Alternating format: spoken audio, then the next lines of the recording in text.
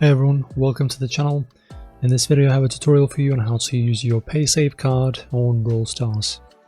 So step number one, open the Brawl Stars and go to the shop.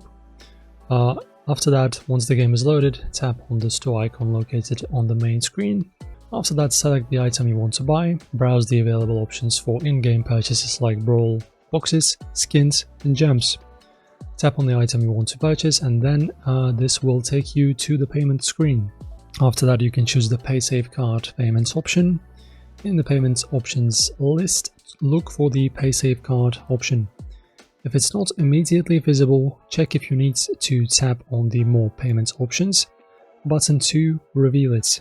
After that, enter the PaysafeCard PIN by opening the voucher that you wish to use. It comes with a unique 16-digit PIN. Type the PIN code into the fields provided on the payment screen. And after that, you just have to press the confirm button to proceed. The transaction will be processed and you'll receive your purchase in the game instantly.